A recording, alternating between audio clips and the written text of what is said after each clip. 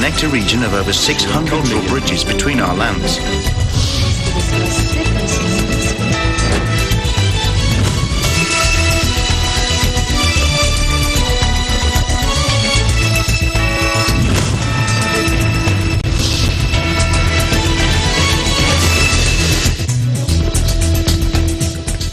Hello, Malma Angeles. Welcome to ASEAN in Focus. Joining me today is from our EBC Vietnam Bureau. Hello, Eliana. Hello, Alma. Good afternoon. I'm Eliana Faith Sebastian from EBC Vietnam Bureau, giving you the news in a dynamic ASEAN region. On today's headlines, Myanmar's junta cut the nation's internet and deployed extra troops around the country as fears built of a widespread crackdown on anti-coup protests. But defiant demonstrators again took to the streets.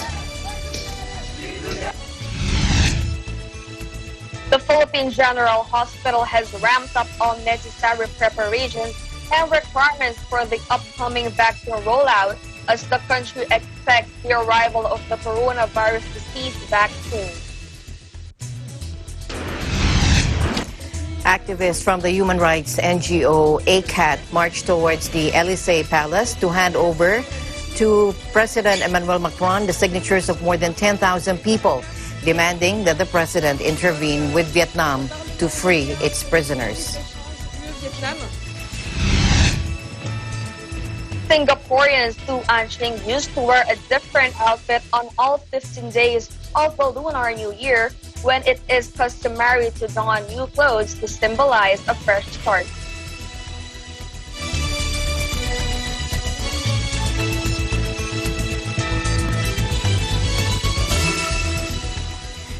First to Myanmar, where the junta cut the nation's internet and deployed extra troops around the country as fears built of a widespread crackdown on anti-coup protests. But defiant demonstrators again took to the streets. Take a look.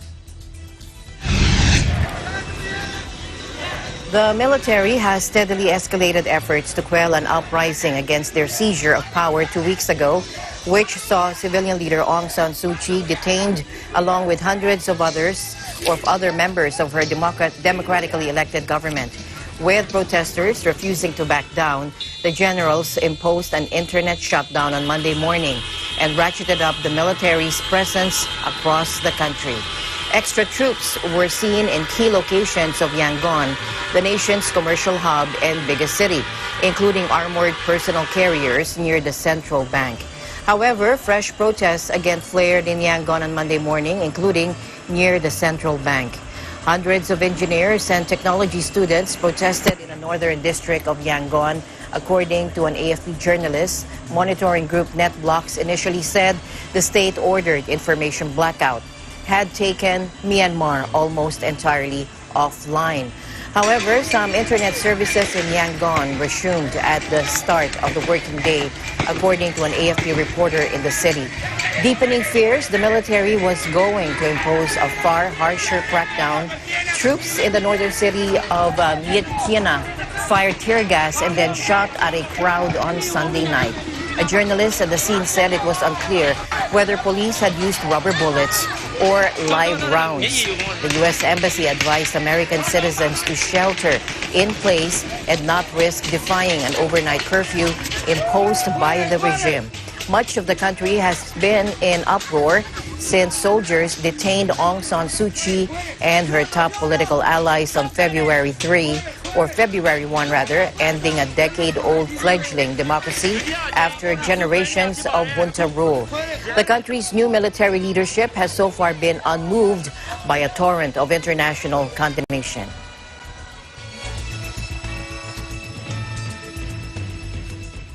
Opposition to Myanmar's new military regime intensified on Saturday as spontaneous neighborhood watch groups mobilized to thwart arrests of anti-coup activists, and the UN demanded the release of ousted leader Aung San Suu Kyi.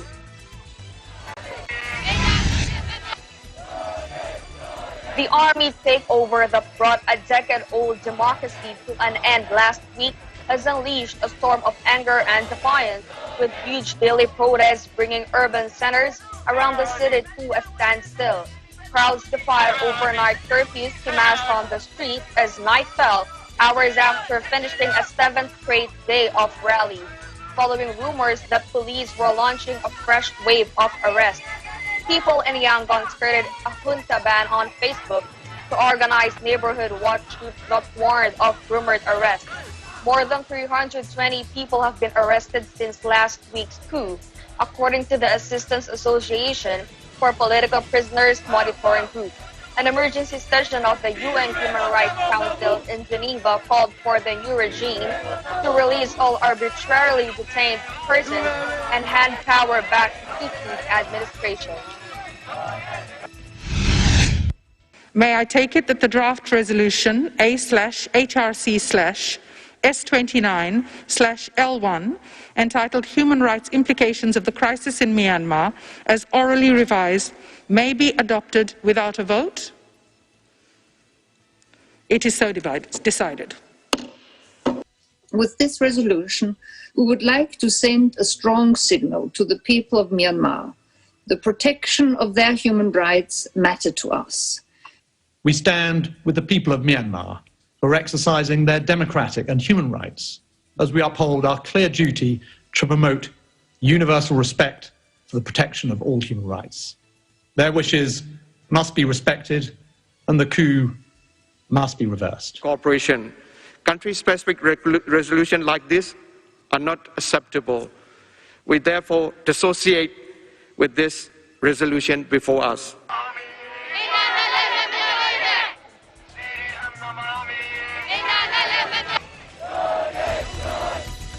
Meanwhile, professional football players vowed to stop playing for the Myanmar national team under the military dictatorship as opposition to Myanmar's new military regime intensifies and the UN demands the release of ousted leader Aung San Suu Kyi. Let's take a look.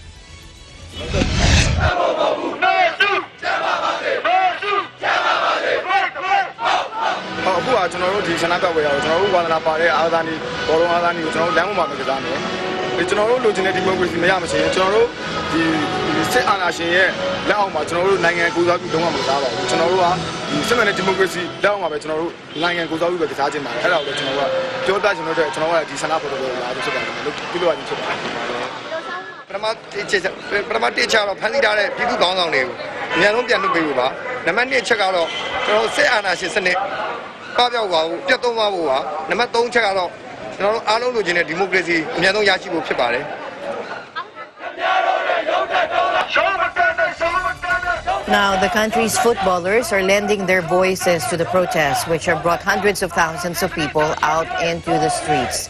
In the midst of the protest, demonstrators celebrated the birthday of independence hero General Aung San Suu Kyi's father across the city. On Friday, some 200 supporters of Manchester United, Chelsea, Arsenal, Liverpool, Tottenham, and Manchester City of the Premier League, as well as fans of the Spanish league club Barcelona, marched in Yangon in protest. Some soccer fans went to the British Embassy to deliver the message that they want their favorite teams to give attention to Myanmar's plea of bringing back democracy. The army takeover that brought a decade-old democracy to an end has unleashed a storm of anger and defiance, with huge daily protests bringing urban centers around the country to a standstill.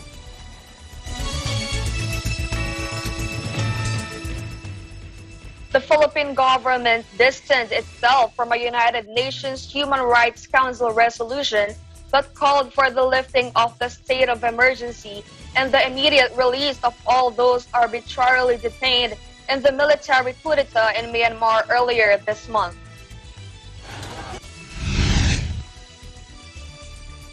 The Philippines joined China, Russia, Venezuela, and Bolivia in dissociating itself from the HRC consensus that adopted the resolution but without taking a vote. Foreign Affairs Secretary Teodoro Locsin Jr. said on Saturday, the Philippines statement delivered by a recorded message for the February 12 HRC special session on Myanmar underscored the importance of recognizing the domestic efforts of a country towards democratic reform. According to the Department of Foreign Affairs, dissociation does not necessarily mean a vote against the consensus. just that the thinking is not exactly the same as those who joined the consensus. The Philippine government, meanwhile, reiterated its previous call for the complete restoration of the status quo as it backs Myanmar's pursuit for democracy. It emphasized that Manila has been supportive of the Southeast Asian nation's progress towards a fuller democracy and acknowledged the military's role in preserving Myanmar's territorial integrity, as well as the unifying role of its de facto leader Aung San Suu Kyi in the history of the country.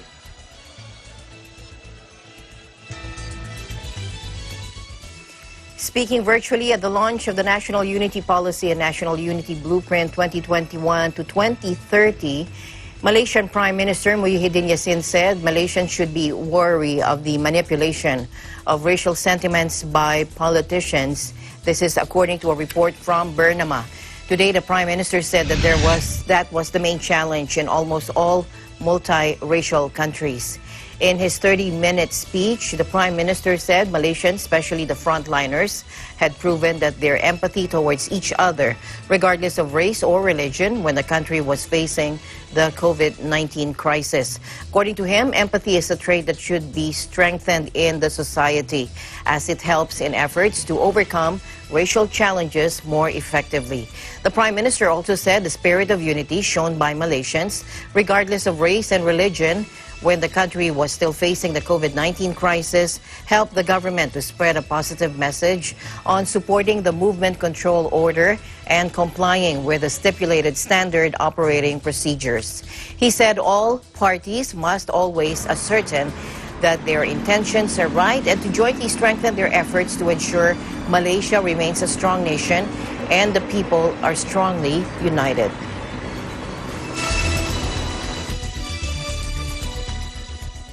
The Philippine Institute of Volcanology and Seismology has advised people living near Mount Canlaon in Negros Island to be vigilant due to the increased volcanic activity in Mount Canlaon. In an advisory issued Saturday night, PVOC said 28 volcanic earthquakes ranging from magnitudes 0.7 to 2.2 were recorded between February 11 to February 13. This occurred at a shallow depth of 10 kilometers. Volcanic earthquakes are caused by movements or eruptions of magma from the volcano. Sulfur dioxide gas emission from the summit crater on Saturday reached an average of 1,130 tons per day, the highest recorded this year, following a trend since June 2020 of emissions higher than background levels of 300 tons per day, the advisory added. A slight inflation of the lower and middle slopes has been recorded since June 2020, indicating slow pressurization within the volcano. Those parameters may indicate hydrothermal, tectonic, or even deep-seated magmatic processes occurring beneath the edifice. The public is strongly advised to refrain from entering the 4-kilometer permanent danger zone as sudden and hazardous sporadic eruptions may occur without warning. Pilots are also advised to avoid flying close to the volcano's summit as materials thrown out from many sudden sporadic eruptions can be hazardous to aircraft. Meanwhile, on Sunday, PVOC said 7 volcanic quakes were recorded during the 24-hour observation period.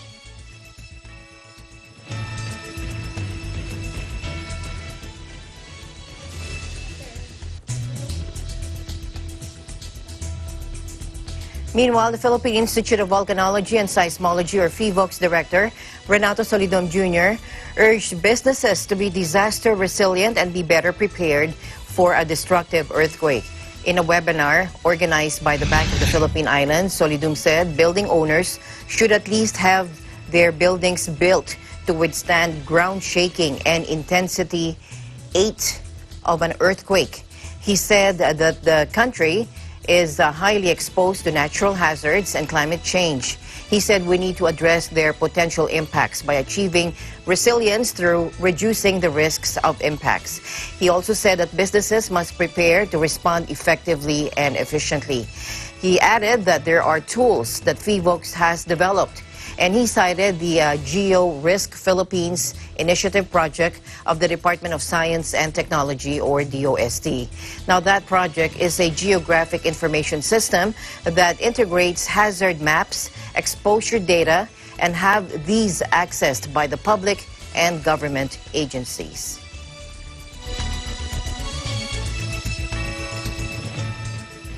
And Eliana and I will be back with more of ASEAN in Focus right after this short break.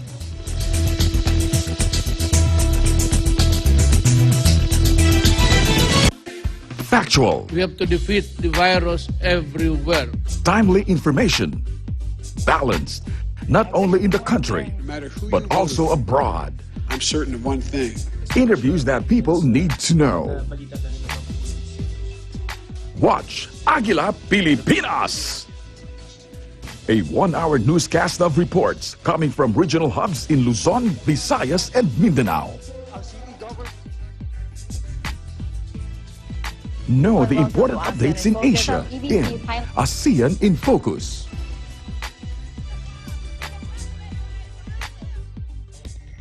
Track the latest stories in the provinces in Aguila Provincia. Tune into Mata ng Agila, the evening primetime news program of Net25. Balanced and objective, Mata ng Agila covers national and international issues, tackles news on business, health, science and technology, entertainment, sports and human interest features, and current events. And Eagle News International delivers the latest global reports, impartial, accessible, and up-to-date. It brings to fore EBC's rich international scope and access to valuable information streams. Well, thank you to explain our help outdoor. Catch these programs on Net25. You can also watch our news programs through eaglenews.ph and Eagle News Facebook page and YouTube channel.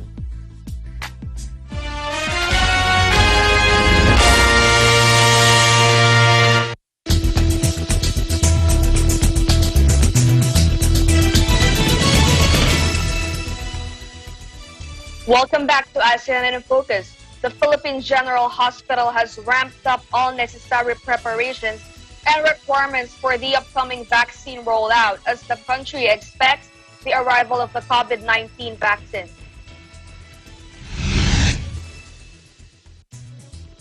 PGH, the biggest COVID-19 referral hospital in the country, held a series of simulation exercises as part of its preparation for the inoculation of its frontliners and the massive vaccination rollout nationwide.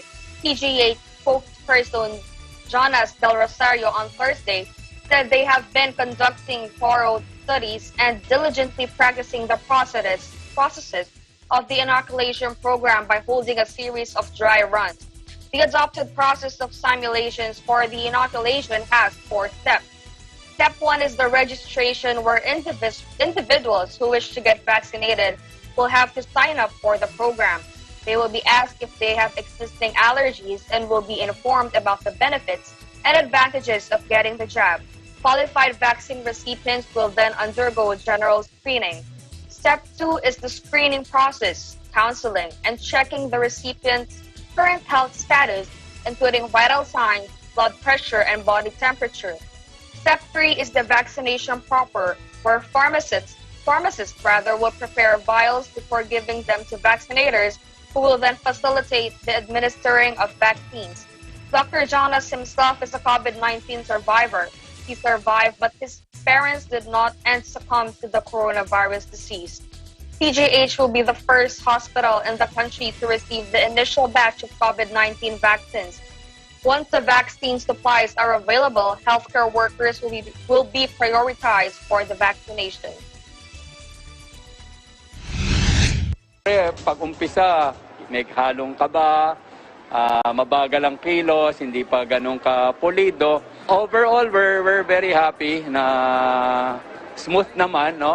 Lahat ng components na napag-usapan namin ay nando naman na sana buhay pa yung aking mga magulang at inabutan nila ito. Alam ko po na maaring may mga nag-aalinlangan. Ayoko pong mangyari sa mga magiging kamag-anak nyong na may katandaan. Protektahan po natin sila at pabukunahan kapag dumating na po yung pagkakataon na kayo po ay magkakaroon ng chance na mabigyan ng vaccine.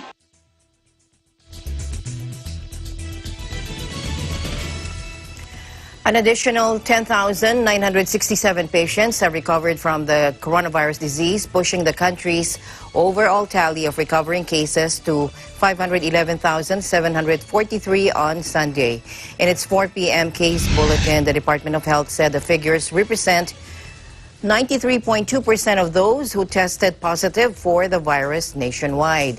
The agency also reported 1,928 new confirmed cases and 8 new deaths. These figures brought the overall tally of active cases to 25,918 and death toll to 11,515.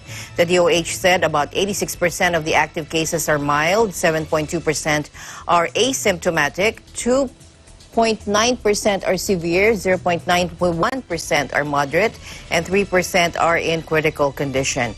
It added that 7 duplicates was removed from the total case count, and of these, 4 are recoveries. Moreover, 1 case that was previously tagged as recovery was reclassified as a death after final validation. Currently, there are 21,400 beds dedicated to patients with the disease. Available are 62% of 1,900 intensive care unit beds, 67% of 13,500 isolation beds, and 78% of 6,000 ward beds. About 80% of 2,000 ventilators are available for COVID-19 patients' use.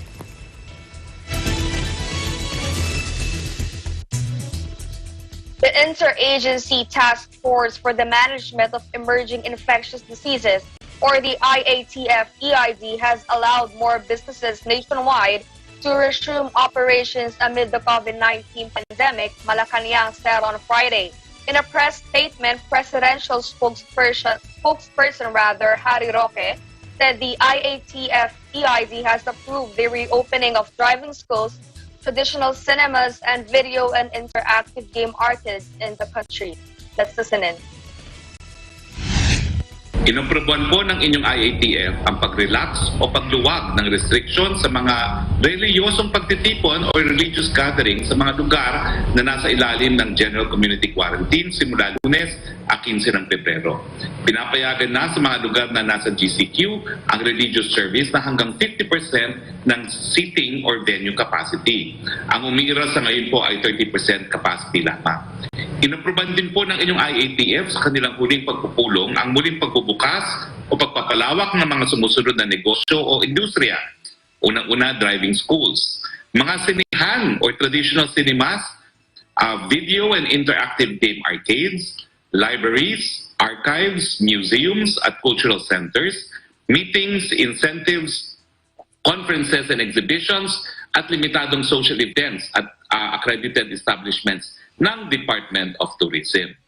Inaprubahan din ang muling pagbubukas ng limited tourist attractions tulad ng mga parks, theme parks, natural sites at historical landmarks. Ang muling pagbubukas na ito ay subject sa implementing guidelines na mag-i-issue na magsasabi ng operational capacity at oversight ng appropriate regulatory agency at mga lokal na pamahalaan kung nasaan ang mga negosyo at ang mga industriya. Ang mga nasabing negosyo at industriya ay kailangan pa rin mahigpit na sumunod sa minimum health standards ng Department of Health. Dahil nakikita natin na hindi naman po tumataas ang ating attack rate, no? At hindi naman po masikip o yung ating mga hospital sa ating pagkapuntan. No? In other words, wala po tayong problema pagdating dun sa ating utilization rate. At syempre po, alinsunod dito sa katotohanan na kinakailangan natin magbukas pa ng ekonomiya dahil kinakailangan magkaroon ng karagdagang hanap buhay yung ating mga kababayan. Yung mga nabuksan po nating industriya, marami pong mga nagtatrabaho dyan na matagal nang walang hanap buhay, ngayon po makakapaghanap buhay na sila. The IATF-EID's latest decision came after President Rodrigo Duterte expressed concern over the current state of the Philippine economy. The country's economic team is calling for the further relaxation of quarantine rules in the country to revive the economy.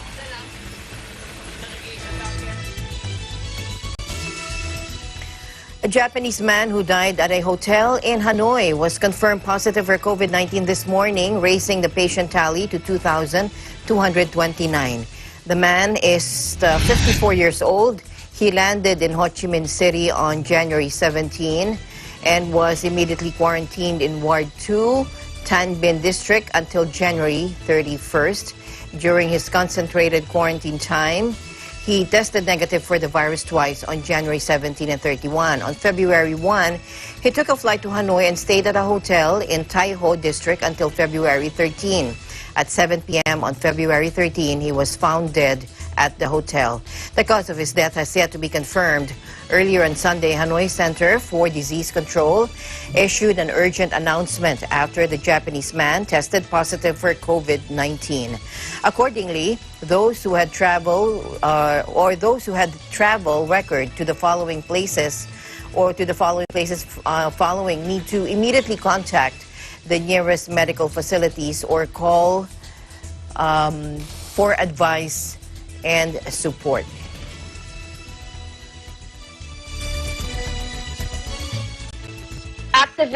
Activists from the human rights NGO ACAD marched towards the Elysee Palace to hand over to Emmanuel Macron the signatures of more than 10,000 people demanding that the president intervene with Vietnam to free prisoners. Aujourd'hui, donc le 12 février, c'est le premier jour du Festival du Tet, qui est le Nouvel An vietnamien. Donc une nouvelle ère, une nouvelle année s'ouvre, que l'on espère plus propice au respect des droits humains. Et par ailleurs, c'est également le premier anniversaire du vote au Parlement européen sur le traité de libre-échange UE-Vietnam, qui était censé fournir des garanties en termes de respect des droits humains. Un an plus tard, le bilan est sans appel. On a constaté énormément d'arrestations l'an dernier. Ne serait-ce que le mois dernier, il y a eu de très lourdes peines qui ont été prononcées contre des journalistes citoyens, des blogueurs, allant jusqu'à 15 ans, notamment Pham Chi Dung. Et donc nous souhaitons tirer la sonnette d'alarme. Ce traité ne suffit pas.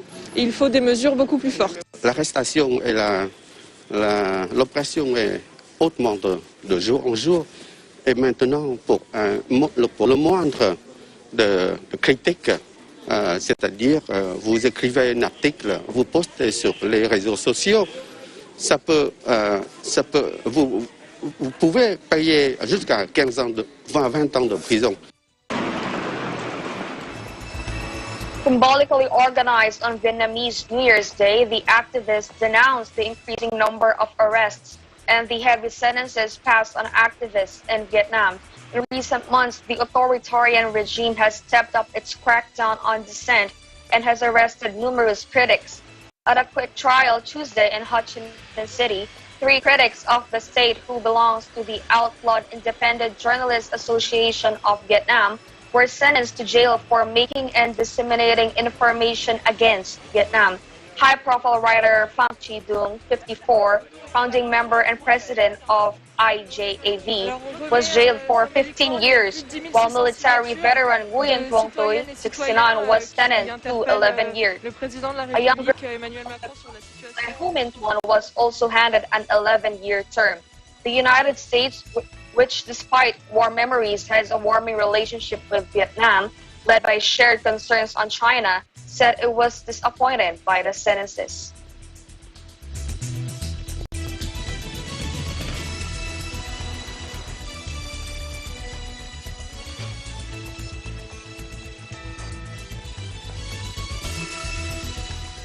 The Bureau of Immigration clarified that not all tourists are allowed entry into the Philippines as the agency gears up for the implementation of the revised travel restrictions.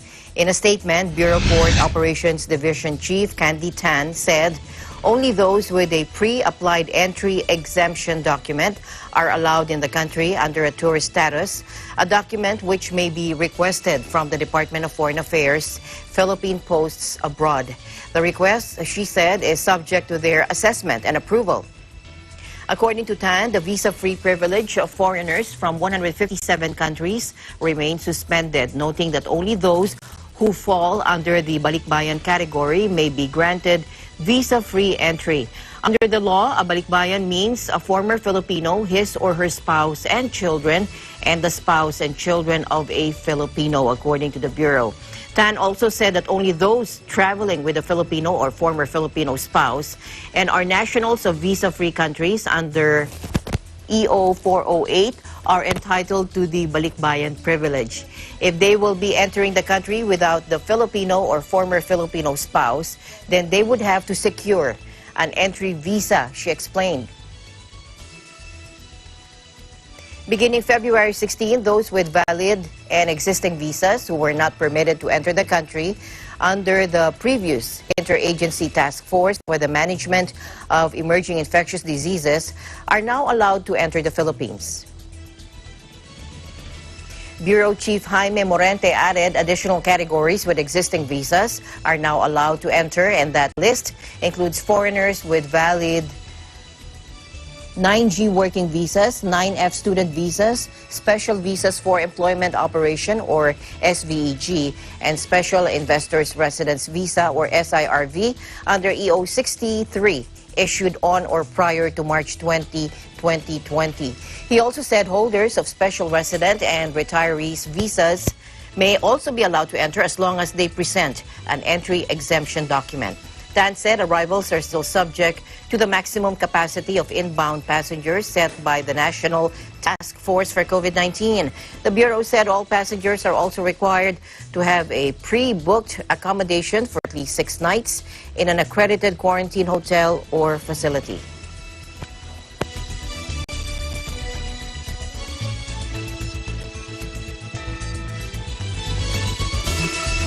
ASEAN and Focus will be back.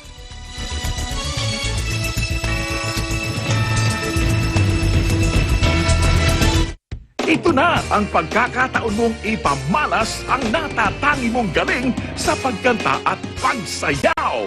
Kaya if you have what it takes to become the Tag-Isa ng Galing Part 2 Grand Winner, ipadala na ang inyong audition videos. Kung ikaw ay 18 to 65 years old, may angking galing sa pagsayaw at pagkanta, ipadala na ang inyong audition videos sa tagisananggaling@gmail.com or contact Nikki sa 0977-651-9504 para sa singing category, Shing sa 0995-880-8004 at Nilibel sa 0995-330-4653 para naman sa dancing category. Narito naman ang guidelines sa paggawa ng inyong audition videos.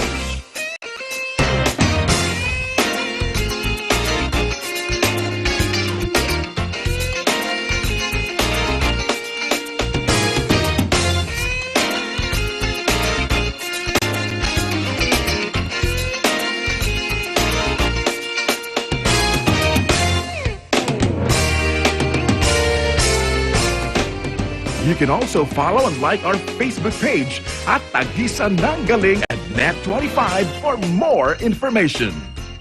Don't forget to subscribe to our YouTube channel at Tag-Isa ng Galing at Net25.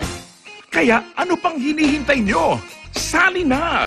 Ipakita ang inyong galing, manalo ng 2 million pesos at maging bahagi ng pinakamalaki at pinakamalawak na talent competition on Philippine TV and online. Tag-Isa ng Galing Part 2! Happy peeps, make it a habit to watch Happy Time from Monday to Friday at 12 noon, only here on Net25. Happy Time, Happy Time.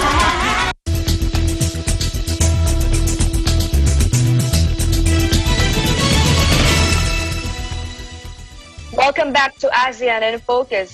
The Bangko Sentral ng Pilipinas Policy Making Monetary Board kept the central bank's key rate steady Thursday as expected given the elevated inflation rate. To date, the BSP's overnight reverse repurchase facility is at a record low 2%. The overnight lending rate at 2.5% and the overnight deposit rate at 1.5%. Let's watch this.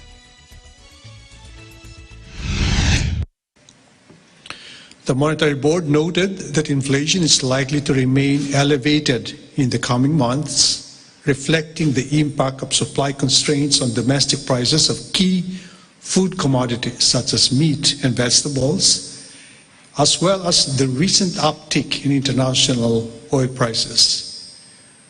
At the same time, the latest baseline projections show inflation returning to within the target range of 2 to 4% over the policy horizon as supply-side influences subside.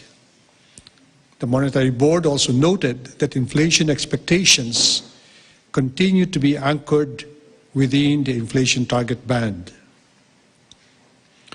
The balance of risk to the inflation outlook now appears to be broadly balanced around the baseline path in 2021, but is seen to continue leaning toward the downside in 2022.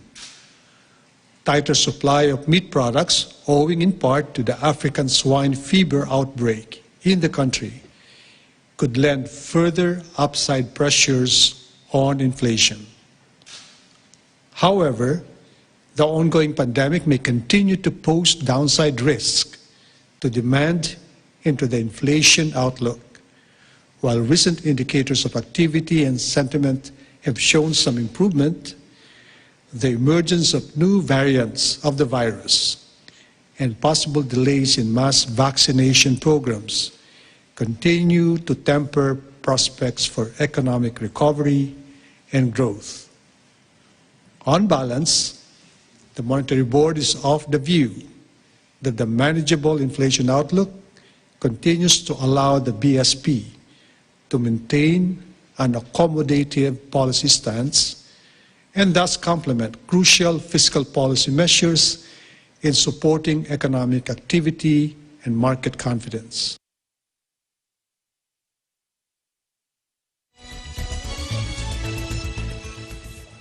Meanwhile, Asian markets rallied again Monday, extending a global advance after another record on Wall Street, as traders were cheered by the prospect of a huge new U.S. stimulus, as well as further falls in coronavirus infection and death rates. Tokyo was the standout performer, with the Nikkei 225 breaking through 30,000 points for the first time in 31 years, as data showed that Japan's economy performed better than expected at the end of last year. Equities across the planet have been surging for months as vaccination programs kick into gear and fewer people come down with the virus, fueling hopes that economically painful containment measures can begin to be lifted. The optimism has pushed oil prices to highs not seen since last January. The end of Donald Trump's Senate impeachment trial at the weekend also allows U.S. lawmakers to concentrate on pushing through President Joe Biden's vast rescue package. Tokyo surged more than 1% to briefly crack 30,000 for the first time since 1990, helped by data showing the Japanese economy contracted less than feared last year. Seoul also climbed more than 1%, while Sydney was almost 1% up, with Singapore, Manila, and Bangkok in the green.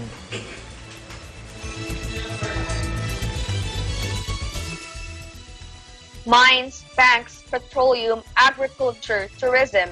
Myanmar's ruling junta has vested interest in large swaths of the country's economy, providing it a colossal and closely guarded fortune that the United States has targeted with sanctions.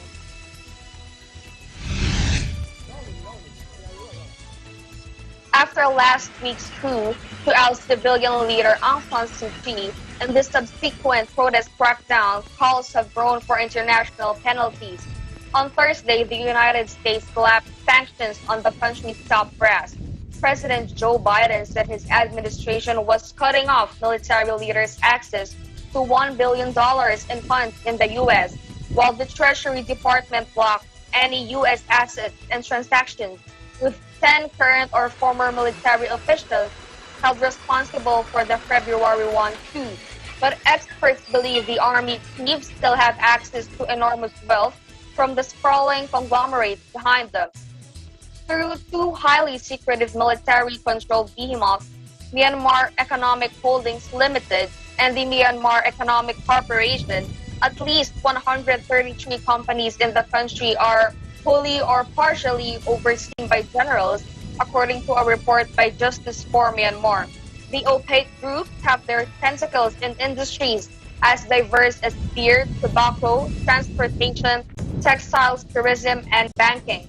Much of the lucrative and largely unregulated jade and ruby trade is controlled by military-owned businesses. Although Myanmar is the world's largest producer of jade, and the trade is estimated to be worth billions of dollars a year, only a very small part of the financial windfall ends up in state coffers, with most high-quality stones believed to be smuggled over the border into China. Since 2011, the disaster-prone jade industry has remained controlled by a network of military elites, drug lords, and their cronies, according to NGO Global Witness. An MEHL subsidiary reportedly holds the largest number of jade mining licenses. The company, Myanmar Imperial Jade Co. Limited, was among the 3 gems entities slapped with U.S. sanctions Thursday, amassing fortunes. MEHL has partnerships with companies in China, Japan, South Korea, and Singapore, among others. It has enriched its shareholders in Myanmar, who, according to conglomerates from government filings, are all current or retired military officials. Meanwhile, sustainable infrastructure is one of the key areas in ASEAN connectivity. It seeks to address ASEAN's infrastructure requirements and connect cities and rural areas in ASEAN. Therefore, ASEAN must significantly increase and improve the productivity of infrastructure investments. Let's watch this. ASEAN is growing. Within the next decade, 700 million people are expected to call this region home. Managing that growth will be vital. The Master Plan on ASEAN Connectivity 2025 provides the framework to deliver growth that will benefit the people of ASEAN. It sets out a vision to connect the region, building the physical ties that bind us, bringing our institutions closer together, and connecting the people of ASEAN with each other. Any successful community building efforts must rest upon sustainable foundations. Sustainable infrastructure investment will form the basis for a better tomorrow to meet the needs of a fast-growing ASEAN. Our infrastructure investments will have to increase significantly. What kind of infrastructure that we need to connect? Road, rail, air, and sea. Once you are able to connect not only the city, between the city and within the village, then the farmers, the people who live in the rural area can get benefit of selling their products, improve their quality of life. ASEAN will increase public and private infrastructure investment across the 10 member states. We will evaluate and support projects which offer the greatest benefit to ASEAN by encouraging investment, supporting construction, and mobilizing vital resources to ensure success. The goal is a sustainable, connected ASEAN that will offer a better quality of life for all.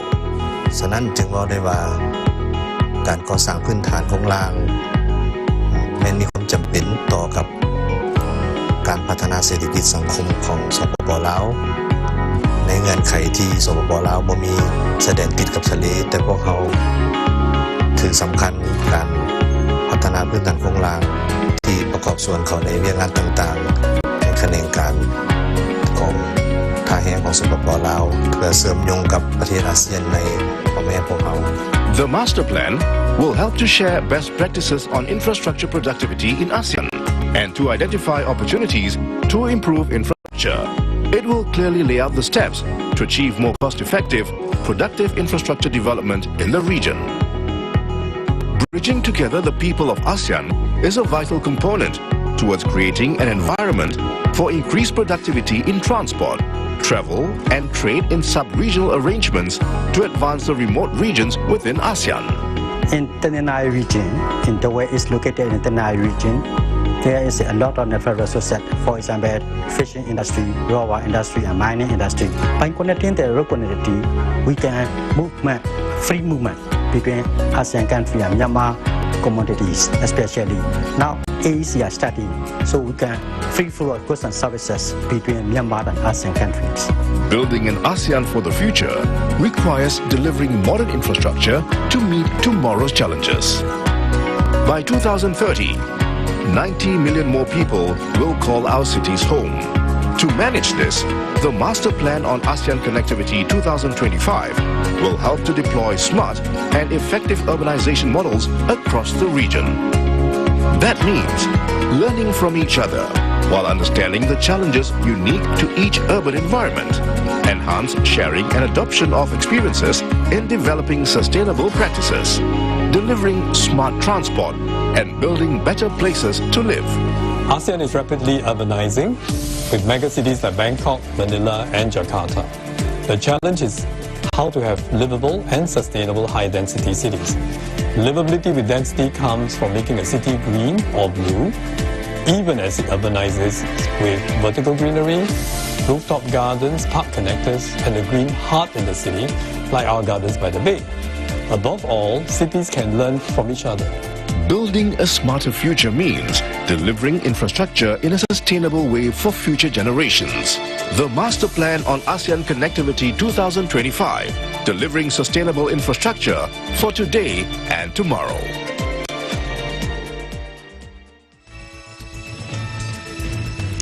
And Singaporean Su An Ching is used to wearing a different outfit on all 15 days of the Lunar New Year, when it is customary to don new clothes to symbolize a fresh start. But this year, she will wear second-hand items exchanged for her old clothes at a store catering to people concerned about the impact of fast fashion on the environment. Take a look.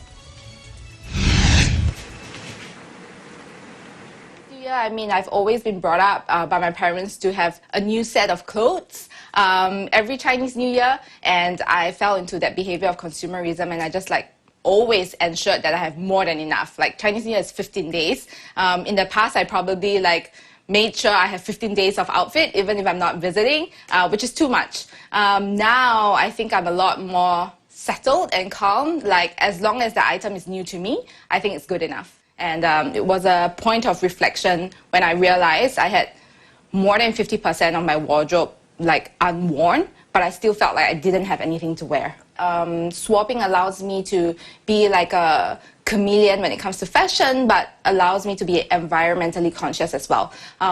We would want to provide a platform where you can still dress up, express yourself of who you are through clothes, but at the same time, it's not damaging to the planet and to your wallet. Filipino clothes designer Ray Padit, as you saw there, founded this fashion pulpit nearly 3 years ago after learning about his industry's impact on the environment and poor treatment of garment workers. Several swapping initiatives, from permanent shops to pop-up events, have already appeared in the affluent city-state in a bid to encourage consumers to make the most of what is already in their closets. The fashion industry is responsible for up to a tenth of global emissions, according to the United Nations Environment Program, and clothes cause emissions in a wide variety of ways, from their manufacture to transportation and washing by the consumer. After the pandemic torpedoed his chance to work at a Michelin-starred New York restaurant, Lim Wei Kiat returned to his roots by becoming a Singapore street food chef, cooking local fare. The 25-year-old is among a small but growing number of young Singaporean street food vendors, or hawkers, fueling hopes that a new generation will preserve the city-state's culinary traditions. Let's watch this.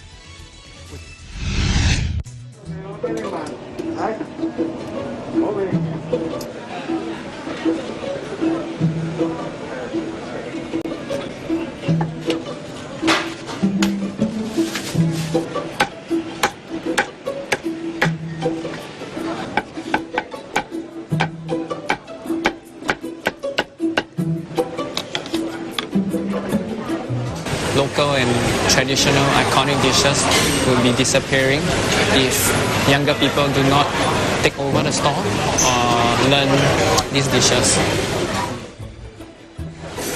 我年龄大了，我的孩子不要接班，我不教，以后也在新加坡没有这个口味了。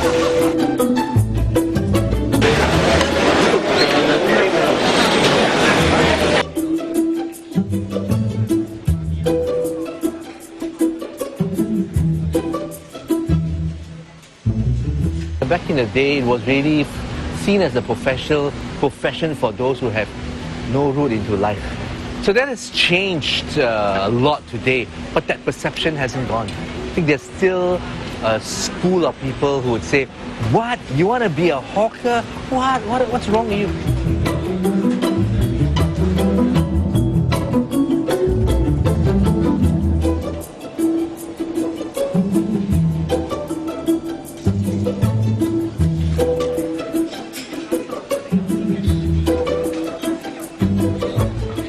I love chicken rice, so why not start with something that I love and I'm passionate about?